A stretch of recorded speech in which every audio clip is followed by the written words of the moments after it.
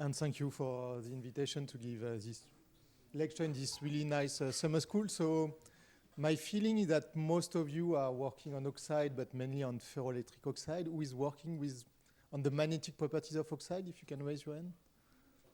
Okay, so a little bit. Let's see. So if you have any question, don't hesitate to interrupt me. So I will try to give you some basics about spin wave excitation in magnetic materials, and I will mainly focus on ferromagnetic materials because I will be discussing antiferromagnetic spintronic on Friday. So for those that are really not familiar with magnetic materials, why people have been interested in magnonic devices and spin wave technologies, it was initially really related to the fact that in magnetic materials, contrary to standard dielectric materials, you can tune the resonance frequency by using external applied magnetic field, and that the resonance frequency in some material and some oxide, like yttrium iron garnet, and most of the studies I will show today have been obtained on yttrium iron garnet, have really narrow resonances that can be of only a few megahertz. So really it started quite a long time ago in the 70s when people realized that they could use some Higgs sphere. You can see here the size will be a few millimeters in order to make filters using Higgs spheres. And this is something that is still used in vector network analyzers in order to filter the signal that you try to detect. But so when people were developing this type of technologies, they were really focusing on the ferromagnetic resonance of magnetic materials. But nowadays, when we talk about magnonics, we want to take advantage not only of the ferromagnetic resonance of materials, but also on the spin wave properties. So in this case, you have a small dephasing between the spin, and you can define a spin wave by its wavelength and its frequency. And what people are trying to do is really wave-based computing and signal processing using the properties of spin wave in magnetic materials. So at the end, you have quite a lot of analogies with conventional microwave electronics, but also with photonics, given the fact that you use the wave properties in magnetic materials. So as I was saying, a spin wave can be defined by its frequency and by its wavelength. And then you can plot the dispersion curve, so the frequency as a function of wavelength in your magnetic materials. The angular momentum that is carried by a spin wave is of +1, so it's equivalent of flipping one spin in your lattice. And at the end, the quasi-particle that is associated with the spin wave is a boson. And you will see at the end of my talk that we can also try to take advantage of the bosonic nature of the spin wave in order to, for example, to observe some quantum phenomena that are associated with the spin wave properties. So people were interested into spin wave for various reasons, as I was saying, because you can tune the frequency with some externally applied magnetic field.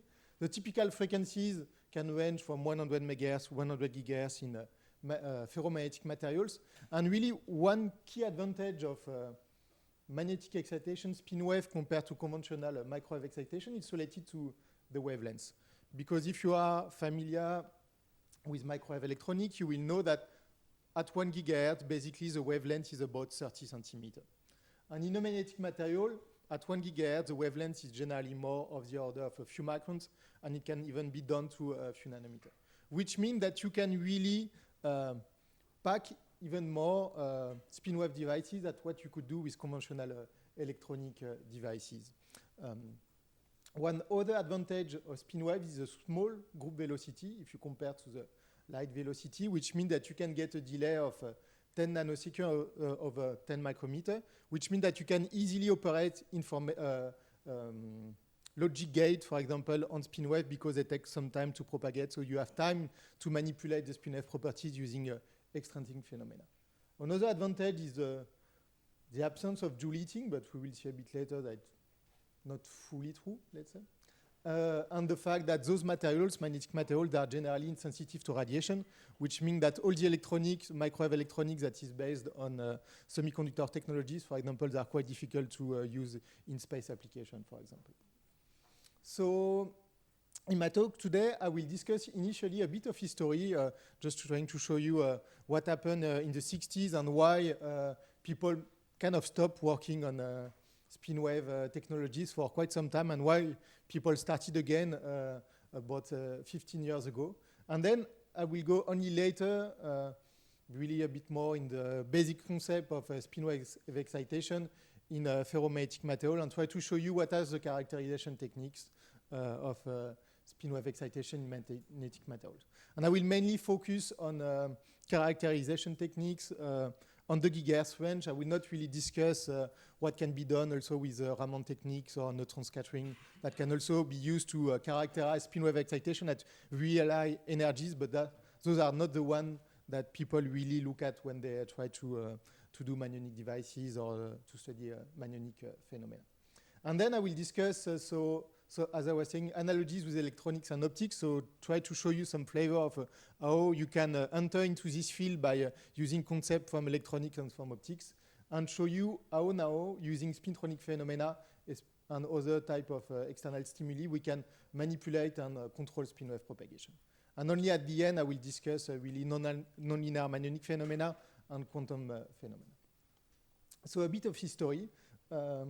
As I was saying initially, people have been using magnetic excitation to do filters, but also people thought about developing different type of microwave devices using spin wave excitation, like oscillator or what we call a delay line, when you inject a signal on top of a Higgs waveguide, for example, and then you detect it at a second point and you delay your signal, and this is something that could be used in phased array antenna. So in Thales, in the laboratory Albert Fert where I'm working, we had quite a lot of activities on that topic in the 80s, and really everything stopped at the end of the 90s. And it was for the following reasons. First, it was due to the fact that there were really integration problems. It was quite difficult to work with really thick films and to be able to pattern as we wanted to do it, some microwave metallic transducers on top. Another important problem was the thermal stability. Magnetic material, their magnetic property change as a function of temperature, and too much for some potential application. And one issue is that you needed to apply really large magnetic field in order to tune the frequency, and to tune this magnetic field, generally you use electromagnets that are really power consuming. But really, I would say that at the end, the main problem was more a market problem, in the sense that many people at that time, at the end of the 90s, saw that, okay, we could stop doing any type of, developing any type of analog devices, and that everything could be done by digitalization using CMOS technologies. And it's only quite recently that people realize what could be the limits of CMOS technology for some of the microwave application, and that people started again to look a bit more at analog devices.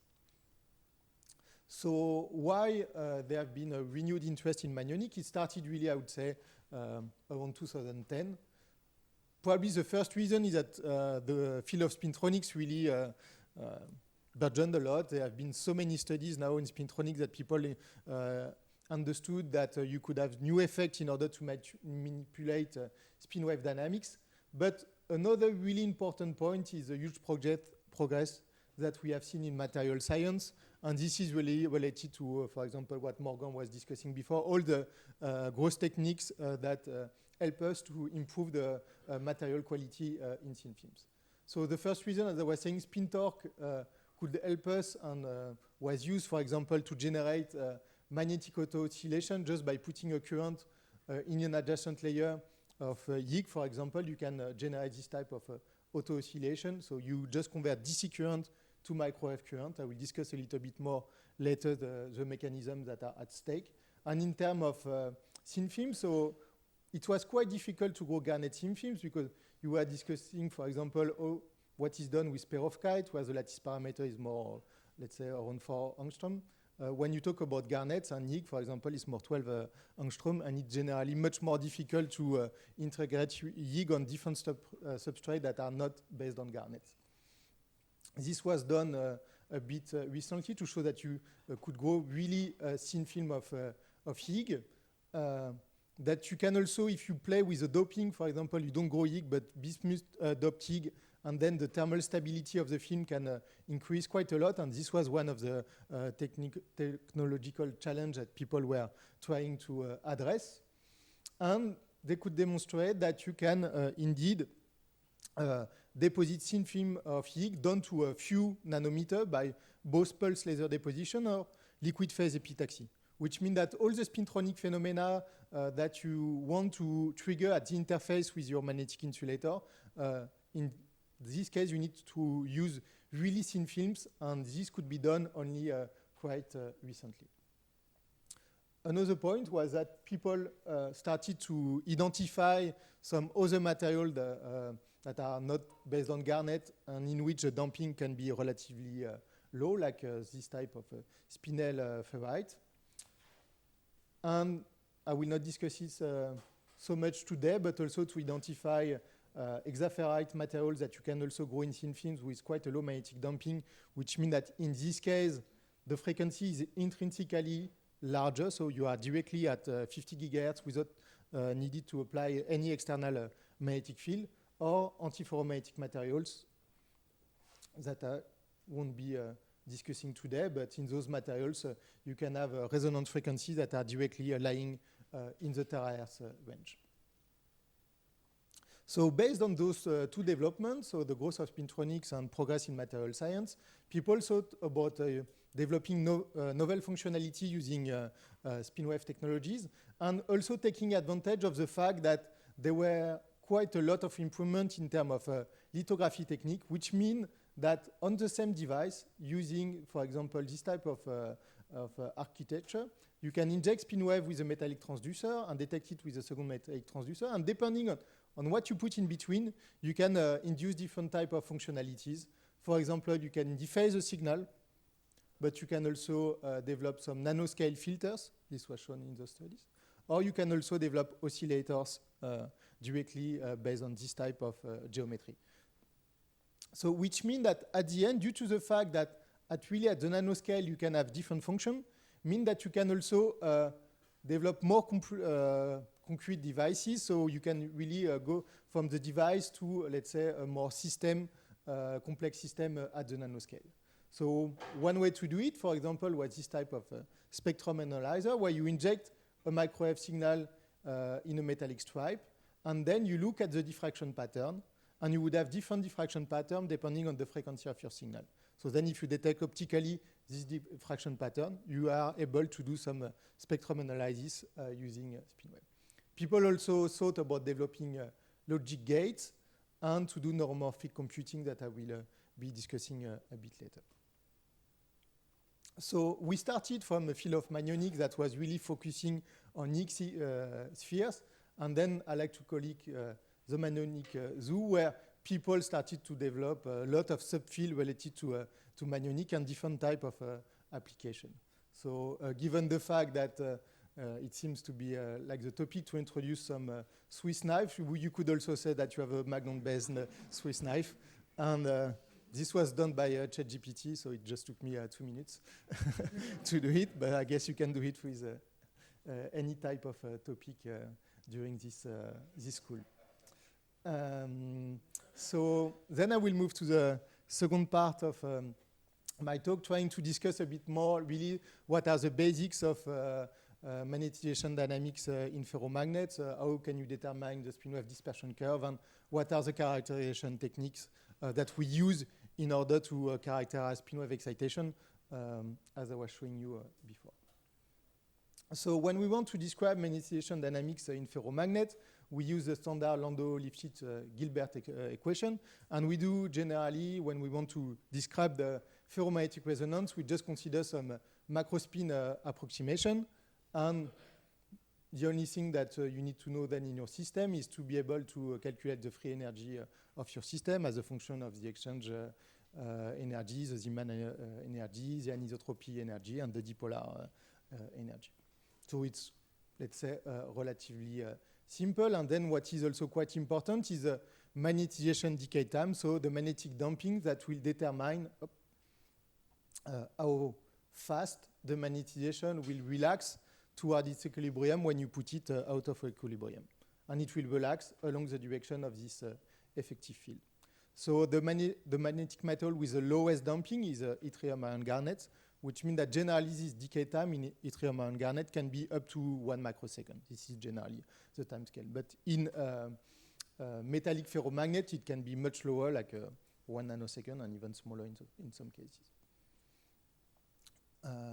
But then if you want to describe spin wave excitation, you cannot really use this macrospin approximation, so you need to use more micromagnetic approach where you describe the magnetization as a continuous vector field, and then you need to express your free energy as a function of this continuous vector field. One thing that is quite important is that the magnetization is really a constant quantity, so this is why you can easily do this type of continuous vector field approximation. So if we just take a simple case where we consider only the exchange and the Zeeman field, then we can determine the expression of the effective field just by taking the derivative. And then from this, you can really easily determine the spin wave dispersion in your material. So the only thing you need to do is that you take the Landau-Lipschitz equation and you just linearize it, and you make another approximation, but that is quite easy to do, that you consider that you have plane waves that are propagating in your materials. And then when you do this linearization, you just get these really simple matrices where you get the frequency of the excitation as a function of the wavelengths in your materials. And you will see that if you have only Zeeman term and exchange term, the magnetic excitation are only gapped by the magnetic field that you will apply on your magnetic materials. The situation in practice is generally much more complex because you have, on top of that, dipolar, long-range dipolar interaction. And as soon as you consider long-range dipolar interaction, the mathematical problem become much more complex, and you need to introduce this magnetic scalar potential in order to solve your equation. So I won't do it today, but the idea is that you go back to Maxwell, because at the end, what we talk about is really standard electromagnetic wave, but that are now propagating in the magnetic materials. And you use some magnetostatic approximation in order to solve your system. And you can then get these two types of equations inside the ferromagnet, the following expression for the magnetic scalar potential, and outside the ferromagnet. And the only thing you need to remember, because I guess you don't want to do this math that can be quite horrible, is that at the end it will lead to one practical consequence, that is the fact that the spin wave dispersion is anisotropic in your system. So what does it mean? It means that if you look at the frequency dispersion for spin waves that are propagating perpendicular to the direction of the applied magnetic field, so perpendicular to the direction of the magnetization, you can get this type of curve, and we call this spin wave magnetostatic surface wave. But if you look then at the spin wave dispersion for the spin waves that are propagating parallel to the direction of the applied field, you get different dispersion curve.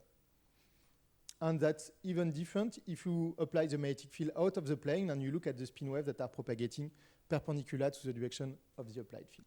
So the fact that you have this anisotropic complex dispersion curve will lead to a rich physics that we try to take use of in magnonic devices. So then another important point is a relaxation process. And why are we working with magnetic insulator? Because if we consider spin wave excitation, it will go back to equilibrium in a metallic system by scattering with the electrons on a femtosecond time scale. So this is why the magnetization relaxes extremely fast. And if you don't have conduction electrons, then in this case, the scattering time with the phonons will be the important one, and it will happen on much larger time scale. So this is why you want to use magnetic insulator. You can also have magno-magno interaction that will also relax your system, but generally this is more when you are in the nonlinear regime that you start to have this type of relaxation processes, and that dominates. So based on this complex anisotropic dispersion curve, people thought about using linear wave interference, for example, to develop a logic gate. So this one, for example, will be a majority gate where depending on the signal you send on the 3 inputs here, you get either propagating spin wave at the output or not. Another thing that people have been trying to develop is magnon-based electronics and magnon-based optics that I will be discussing. And if you are in the nonlinear regime that I will discuss at the end, you can also use this nonlinear wave interference in order to develop manyonic neural networks. And finally, because of the fact that you have magnons that are bosons, you can also reach magnon boson sign condensation that I will be discussing. So the characterization techniques.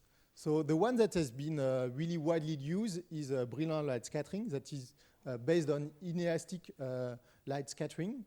And there are 3 different ways to do this type of Brillouin light scattering. The first approach is to do some wave vector resolved Brillouin light scattering, where you use a goniometer, and from it you can determine the dispersion relation of your spin wave excitation. The second approach, where you cannot use then a goniometer, is to do a microfocus BLS, so with this type of objectives, and that will give you access to some spatial resolution. And if you are also modulating the light instead of using continuous light, in this case you can do time resolve Brillouin light scattering and access to the propagation time of the spin wave.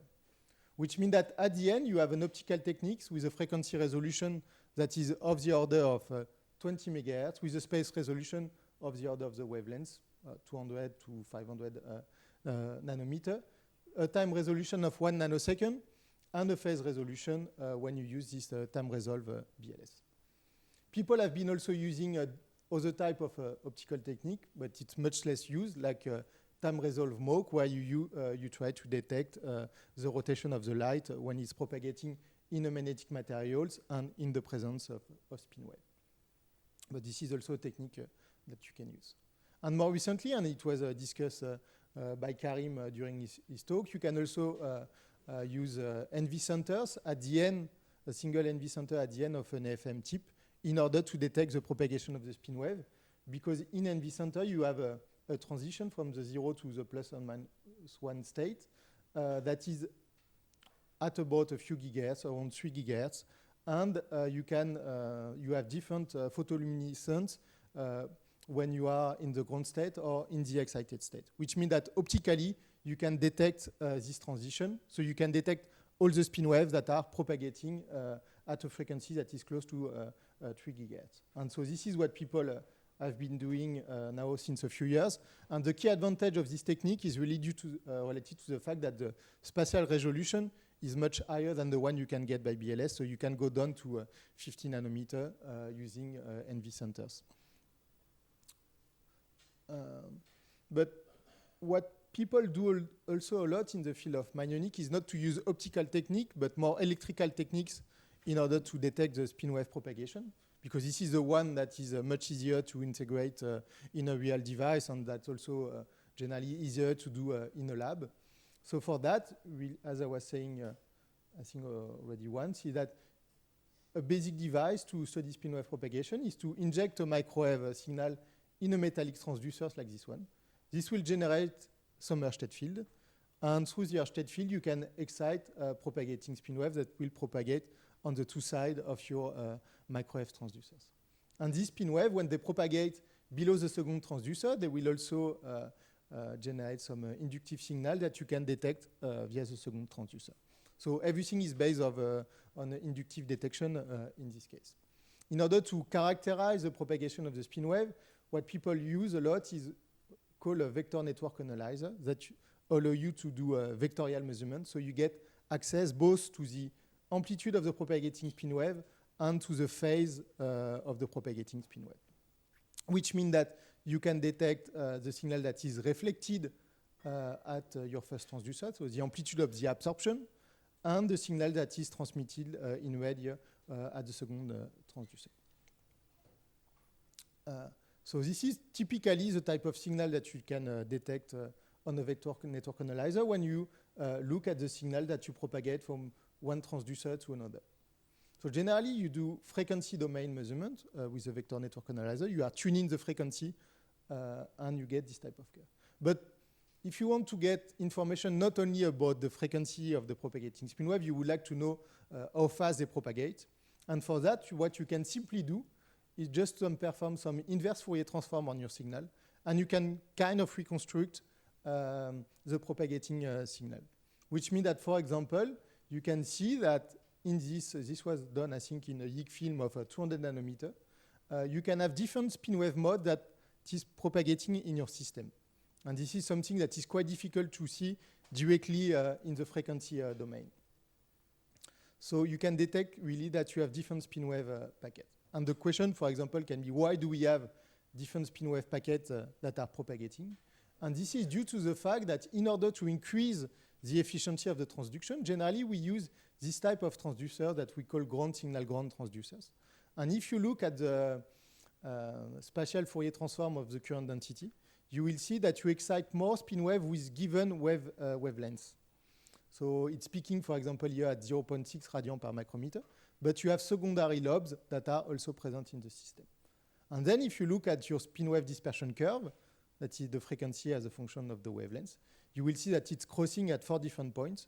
And those 4 different points, they correspond to the different spin wave packets that are propagating in your system. So generally, you are able, with a single design, to excite propagating spin wave at different frequencies, given the frequency the wavelength selectivity of your design. So those were the different approaches that you can use in order to characterize a spin wave. So as I was saying, I will not discuss today Raman-based technique or neutron-based technique that you can also use to characterize a really high frequency spin wave. So now let's move to the third part, and I would like to show you really some analogies between the physics based on spin wave and the one with electronics and optics. For example, I don't know if some of you have electrical engineering backgrounds, but in the first class of electrical engineering, generally what you learn is a model of a transmission line that is basically modeling a cable. So this is generally one way to determine the losses in a cable and to check that your system is really well impedance matched. So for that, what you want to check is that your system has a 50 ohm impedance as a function of the unit length of your cable. And you can do exactly the same with a manionic device. So you can consider that you have one transducer, that you excite spin wave with a microwave source, and that then you split your spin wave line, so let's call it your manionic conduit, in really tiny segments, as you would do for a transmission line. And then what you can, the analogy that you can make is that you can determine what is the microwave source impedance. That is generally 50 ohm because we work with a 50 ohm impedance. And then you want to calculate what is the resistance of the transducer because that as a function of the unit length.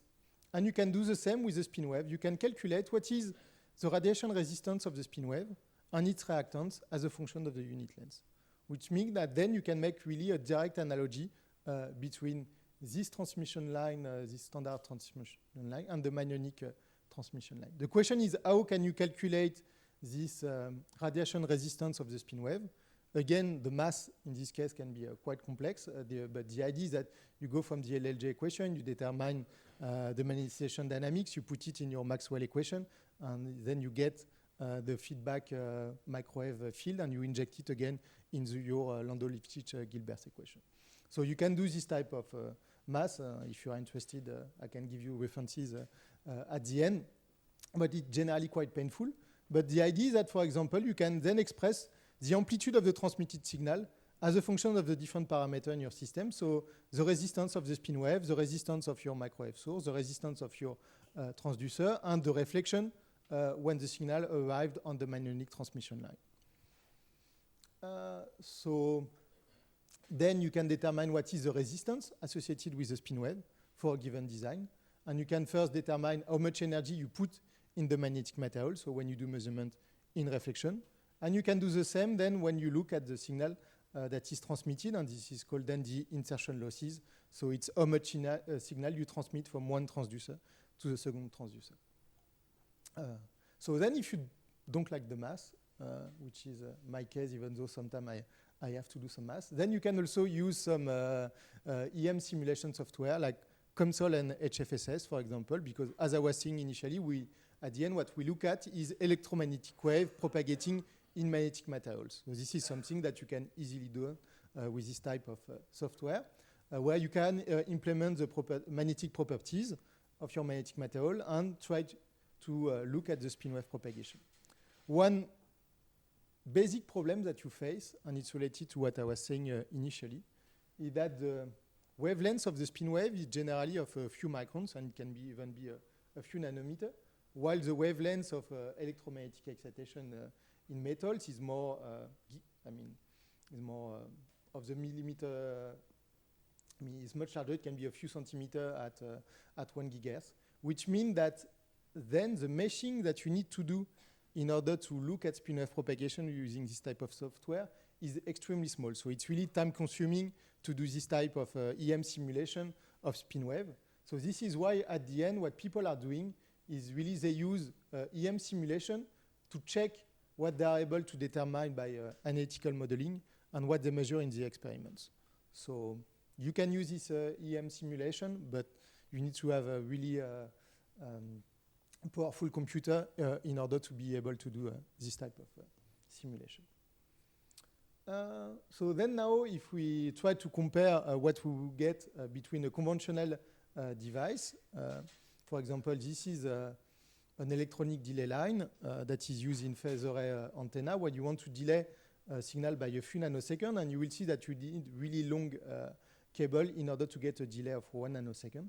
And you can do exactly the same thing with a manionic delay line, for which the distance between the two transducers is only about 100 micrometers. So you can really scale down all your system using this type of manionic delay line. So that was the analogies between microwave electronics and manionic electronic, let's say. But you can also make analogies with optics. For example, in optics, something that we all know is the Snell-Descartes law, that will tell you what is the refracted angle and the reflected angle between two optical media. And you can have exactly the same thing with magnetic materials. So you see that in this case, we propagate spin wave. We excite spin wave with a coplanar waveguide antenna. And then it propagates in your magnetic materials. And then you change, by etching generally, the thickness of your magnetic material from 60 nanometer to 30 nanometer in this case. And this is, at the end, changing the magnetic index of your magnetic materials. And you will see that, indeed, you get a refracted spin wave with a given angle that is really following the Snell optic law. Then you see that you can have some deviation for large angle. It's related to the anisotropy of the spin wave. But basically, it really looks the same, and the same for the reflected angle. So at the end, you have really a direct analogies between the Snell-Descartes law in magnetic materials and the one in optics, as long as your incident angle is smaller than 20 degrees. This is something that people are trying to solve this type of problem by using, for example, spin waves that are propagating when the magnetization is out of the plane. In this case, you could get isotropic spin wave dispersion, and then a direct correspondence between the optics law and with the optics law, which means that you could really do spin wave optics devices, and this is something that is currently under development. Another analogy between spin wave and optics, for example, is what is called caustic beams. So if you are not familiar with that, the idea is that depending on the surface of a material, if you send some parallel wave, you will see that then the diffraction of the light will focus in some direction, which means that you get much more intense light for some direction. And you can have exactly the same thing in the case of a spin wave. So you excite spin wave with an antenna, and maybe it's a bit difficult to see here, but you will see that the you get a much larger intensity of the spin wave in some direction. And it's exactly the same thing as this caustic beam that you have in optics. And in the spin wave, it's related to the fact that you have some isofrequency contour with some zero curvature. Basically, the idea is that if you look, this is the isofrequency curve. If you look at the direction of the group velocity for different wavelengths, you will see that in this region where it's completely flat, it's always the same, which means that all these spin waves in this region, they propagate exactly in the same direction. And so this is why you get this increase of intensity for the spin waves that are propagating in this direction.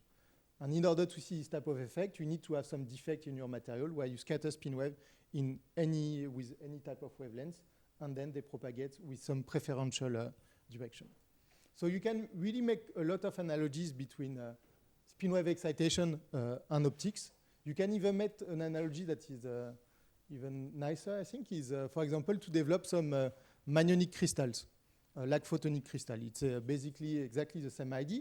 So you have some periodic pattern, and depending on the periodicity of this pattern, if you have different, let's call it spin wave indices, you will open a band gap in your spin wave dispersion curve, which means that the spin wave cannot propagate for some frequencies, and the group velocity is equal to 0 in this case.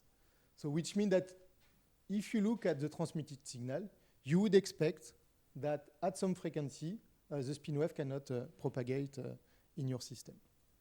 So in order to do that, the first experiment that people did was the following. So they took a YIG film and they just etch away some of the YIG. So they changed the thickness of the YIG with some periodicity.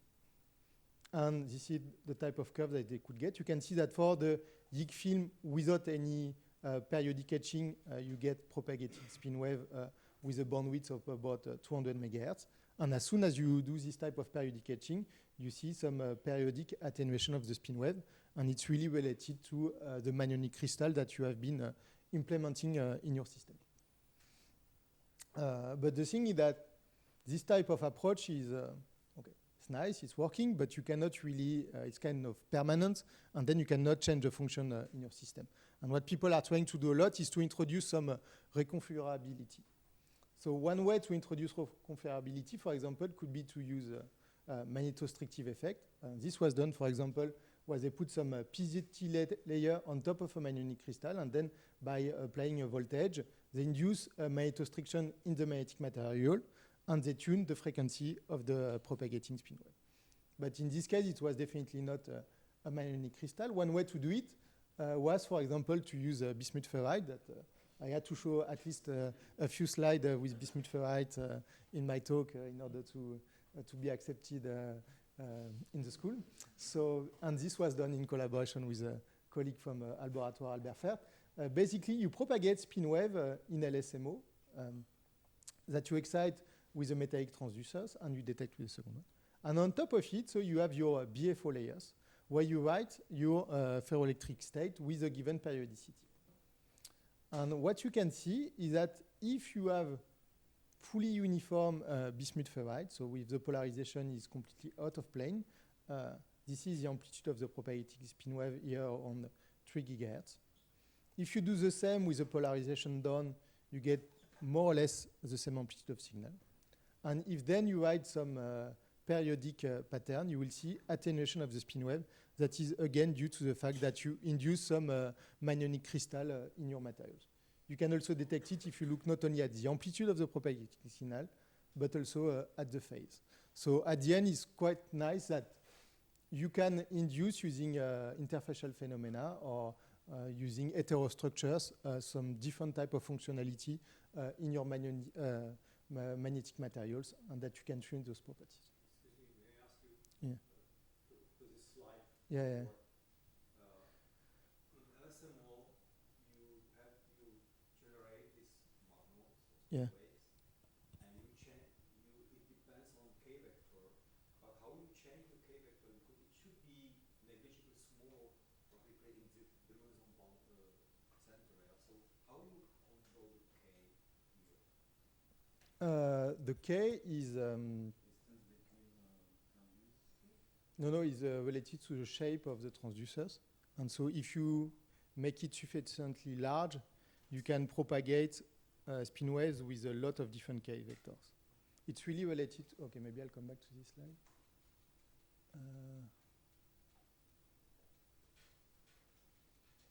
Yeah, this one. It's related to that. So really, depending on the shape of the metallic transducer that you put, you will excite different type of wavelengths.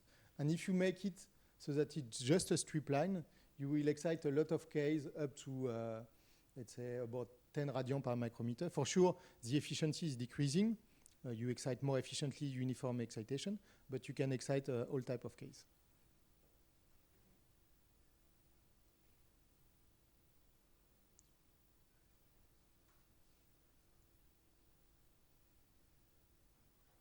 And for sure, if you would like to excite spin wave with really short wavelengths, you need to make really small devices. So then that's smaller transducers. So this is where you need to use electron beam lithography. For example, this was done in these studies where they've been looking at the propagation of spin wave with really short wavelengths. I think it was done to 50 nanometer, the wavelengths of the spin wave. You cannot really do much better with electronic excitation.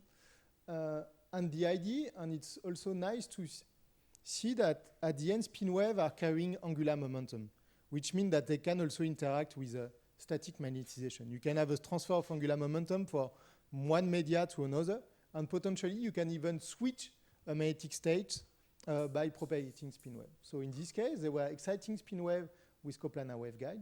They do propagate, and then if you put some permanent stripe on top of it, you will see that above some amplitude of excitation, you can switch the magnetic state of your permanent stripe. And this is done by a transfer of angular momentum between the propagating spin wave and the local magnetization. So it's really something similar to spin transfer torque in GMR junction, for example. And then in this case, they were using a second coplanar waveguide in order to read the magnetic state of the permalum stripe, but you could also do it electrically using anisotropic magnetoresistance, for example. What is also quite nice is that you have a really strong interaction between spin wave and magnetic texture. So we not show today how you can move domain wall, for example, using spin wave propagation, but you can also confine spin wave in domain wall, because then, this was done in this paper, you would see that you have a single magnetic domain with, and then two domains with a domain wall in between. And the magnetic anisotropy is different in the domain wall, which means that then if you look by Brillouin light scattering, for example, at the magnum population for different frequencies, you see that, for example, at 0.5 gigahertz, the spin waves, they are really confined in the middle of the track, in the position of the domain wall, because in the domain wall, you have a reduction of the anisotropy in your system. While if you are at 3 gigahertz, maybe it's difficult to see, then the spin waves, they propagate more in the domains themselves or closer to the edge. So you can really choose the track of your spin wave by designing domain walls that are in different directions. So now that we have seen a few functionalities based on spin wave, the question is, can we really do what we call a Magnonic circuit? The idea will be that you excite spin wave, then you do a few functions, and then you detect them later on. That can be filtering, that can be a logic gate. So you want to be able, let's say, to cascade Magnonic function. And why you want to cascade it? The first reason is that we always said that there is no Joule heating when spin waves are propagating in magnetic insulators. This is true. But for the excitation, generally, we need to put current in a metallic stripe. And then, for sure, you have Joule heating. And this Joule heating is generally far from being negligible. But then, if you want to be able to cascade this type of function, you need to find a solution to avoid this exponential decay of the spin wave. Because, as I was saying, the spin wave, they decay over tenths of a micrometer. In some really old paper, let's say 1 millimeter, but never more than that. So the question is, can you do, for example, some type of Magnonic amplifiers that will avoid you to convert back the signal into microwave electronic excitation so that you can really cascade your different functions? So one way that people thought of doing is to use a spin orbit torque phenomena. So in this case, you inject a spin wave with a microwave antenna in this Magnonic waveguide that is based on yttrium iron garnet with platinum on top. And then you can look at the propagation of the spin wave and you see that they will decay. And on top, so as you put some platinum stripe, you can also inject some DC voltage pulses. And what you can see is that as you increase the current in the platinum stripe, the intensity of the spin wave initially, you reduce the decay length, and at some point you can even get an amplification. And this is due to the fact that via the spinel effect, you generate some spin accumulation at the interface with your magnetic materials. And this can allow you then to have spin orbit torque and to compensate the magnetic damping in your materials. So this looks quite nice, but in practice, we are still far from a real device. And one reason is, for example, that you need to put the magnetic field in some given direction in order to get this spin wave amplification. And this field is tilted, if I remember well, by about 30 degrees out of the plane. And if you don't do that, you don't observe any spin wave amplification. And this works also only for short current pulses, which means that if you apply just a standard DC current, you will see again the absence of spin wave amplification. And this is due to the fact that spin wave can enter in a nonlinear regime, so you can have coupling between different spin wave modes. And this coupling, and that I will explain a little bit later, is generally related to the dipolar coupling between the spin wave modes. So this dipolar coupling will induce some ellipticity of your spin wave. So this is generally one way to determine how strong will be the nonlinear regime by looking at the ellipticity of your excitation. Which means that in materials with large nonlinearities, generally we'll never be able to do this type of spin wave amplification, because as soon as you put a DC current in the platinum, you start to open the angle of your magnetization precession. And if this opening angle is more than 1 degree, you start to couple with other spin wave modes that are present in your system. And so you start to lose energy. So in order to reduce the nonlinearity, what people realize is that you need materials that are also more stable in temperature, like this bismuth YIG. So this is only since people have been able to develop bismuth YIG with reduced nonlinearity and are more stable in temperature that we have been able to develop this first demonstration of Magnonic amplifier. But the nonlinearities are still present, and so this is why you need to apply this magnetic field in some direction in order to fully compensate the dynamical dipolar stray field. So we are still far from, let's say, fully optimized materials, and we have only at the moment a first demonstration of a Magnonic amplifiers. So now I will move to my last part that is really related to, I don't know how much time I have. 5 minutes, okay. That is related to the nonlinear phenomena I was discussing just before. So then that's where there is one Hamiltonian in my presentation, but there won't be much more. Basically, the idea is that you can describe spin wave excitation as interacting harmonic oscillator, and you can describe the Hamiltonian of your system as a function of this interacting harmonic oscillator using what people call some Holstein-Pripakov transformation.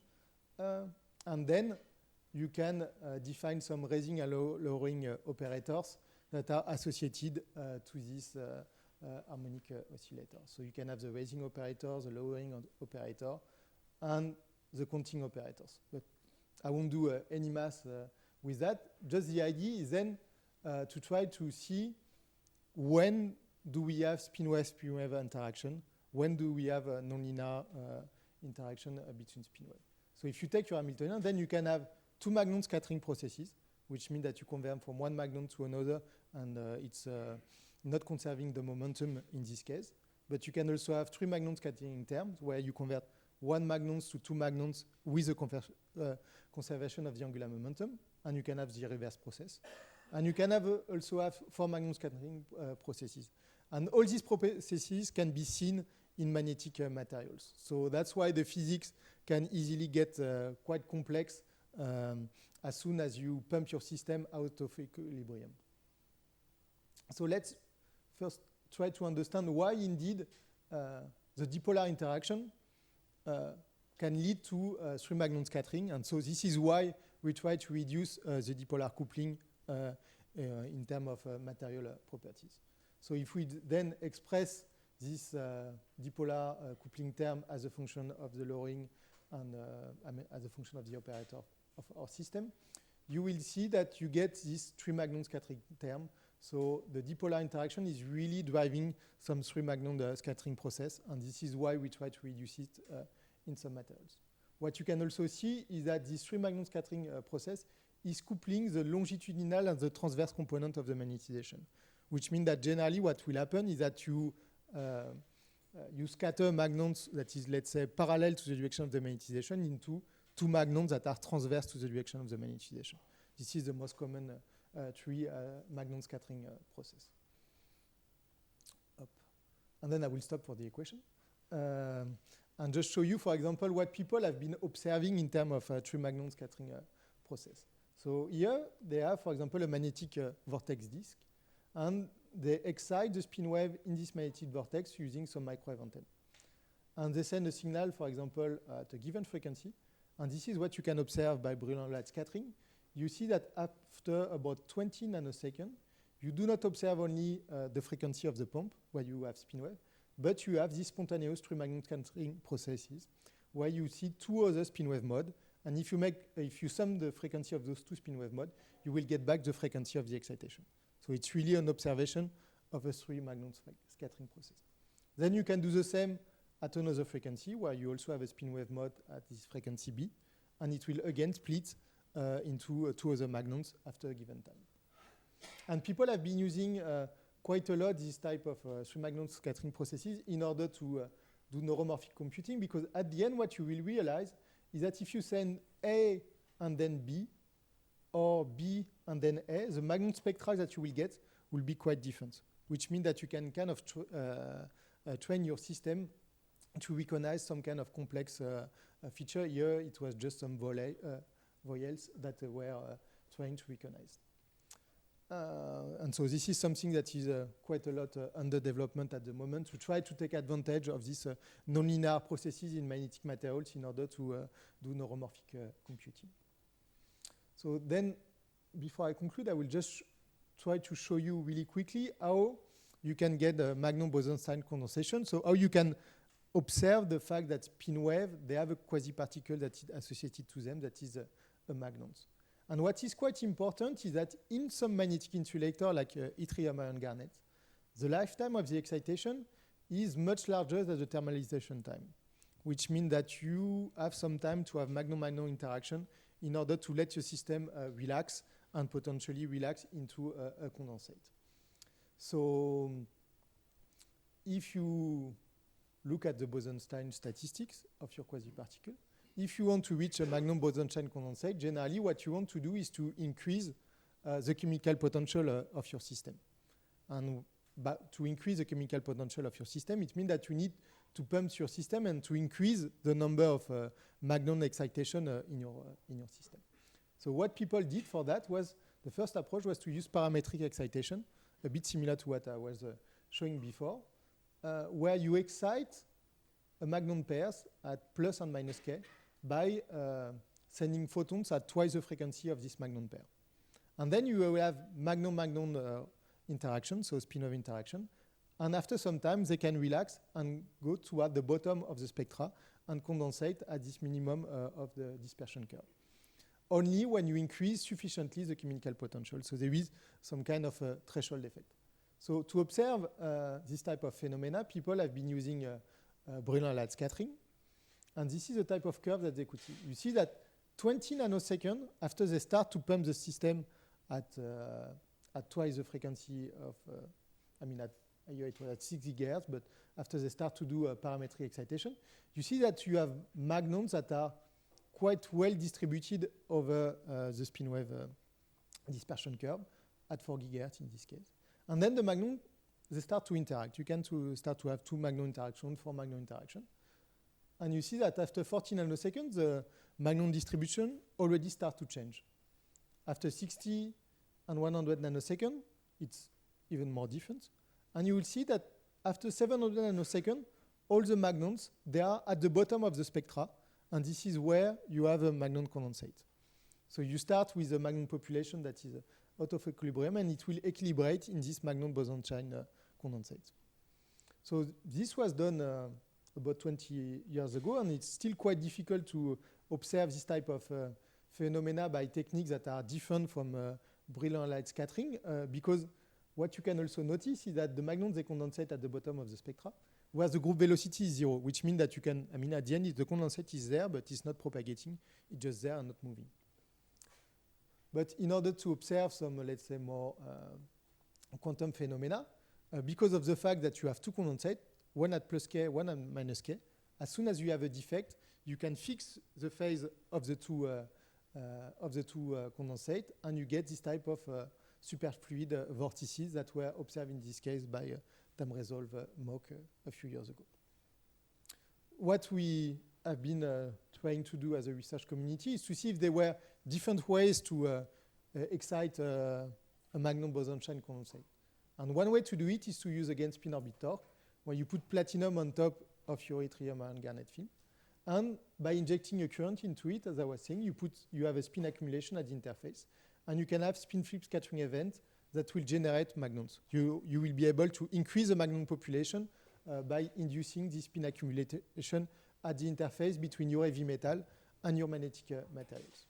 And if you do that, then again by BLS, we are trying to do it differently, but again by BLS, you can measure the chemical potential of your system, and you see that above a threshold current, you see that it's quite stable. And if you look at the magnon population, you will see that for high frequency magnon mode, the population remains quite constant above this threshold current.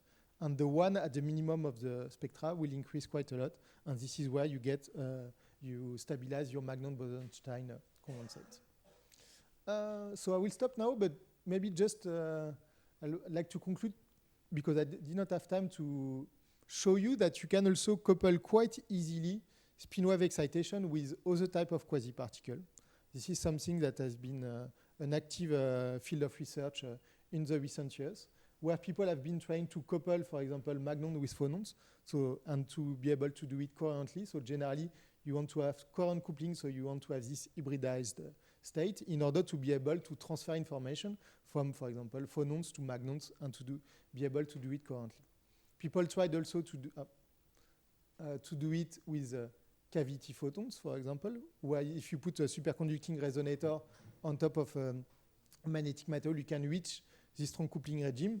And a bit more recently, people have been trying to, and they did it, to couple superconducting qubit with magnetic excitation, with the idea that you would be able to read some single magnon state in the future and to do some quantum operation using magnonic excitation as a quantum bus between two superconducting resonators. So I will conclude here. And so here is just a list of a few references if you are interested in knowing a bit more about spin wave excitation. Those two are, first one are kind of books that are explaining the basics of spin wave excitation, and the last two are more review papers that are showing a bit what is done at the moment in terms of spin wave technologies and magnonic phenomena. And so I'm done. Thank you for your attention.